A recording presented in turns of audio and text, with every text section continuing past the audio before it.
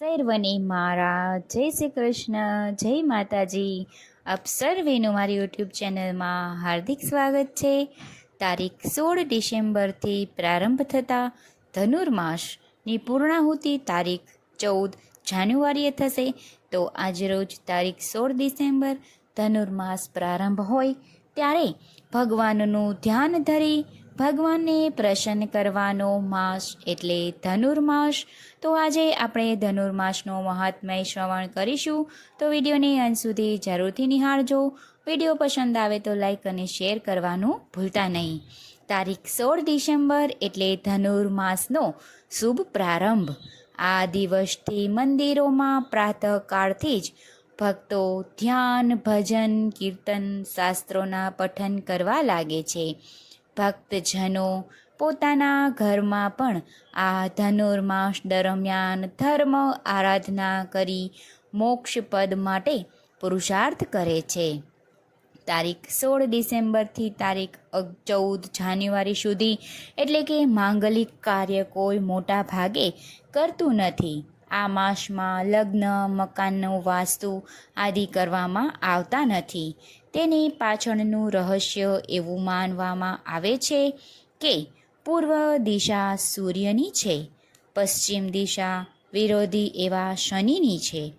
ધન રાશિ પશ્ચિમ દિશામાં આવેલી છે. ત્યાં સૂર્ય શનિના અક્ષમાં જાય છે. તેના કિરણો અતિ વક્ર પડતા હોવાના કારણે માંગલિક કાર્યો કરવામાં આવતા નથી. વળી એમ પણ માનવામાં આવી રહ્યું છે કે મહાભારતનું યુદ્ધ જે થયું હતું તે આ ધનુર્માસના દિવસો દરમિયાન જ થયું હતું અને તેથી મોટા નરસંહાર થયા હતા. તેથી ધનુર્માસ એ અમાંગલિક માનવામાં આવ્યો છે. પરંતુ આ ધનુર્માસને ભક્તિ કરવા માટે શ્રેષ્ઠ ગણવામાં આવે છે.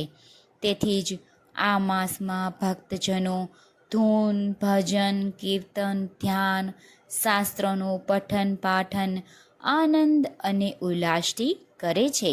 શાસ્ત્રો અનુસાર શ્રી કૃષ્ણ ભગવાન અને બલરામે 64 કળાઓ સાથે ધનુર્વેદનો અભ્યાસ સાંદીપની ઋષિના આશ્રમમાં કર્યો હતો.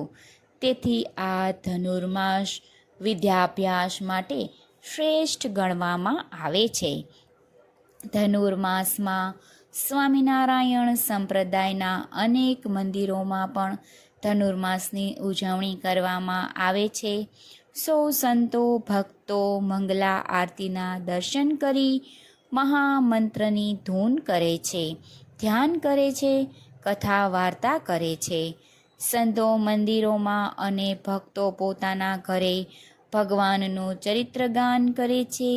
ભગવાનની પાસે ધનુર્માસમાં સાગર, સંસ્કૃતિ, જીવન, સત્સંગી ભૂષણ, વચનામૃત, રહસ્યાર્થ, જીવનપાણ બાબાશ્રીની વાતો, જીવન પ્રાતઃની વાતો આદિ ગ્રંથોની પારાયણ કરે છે.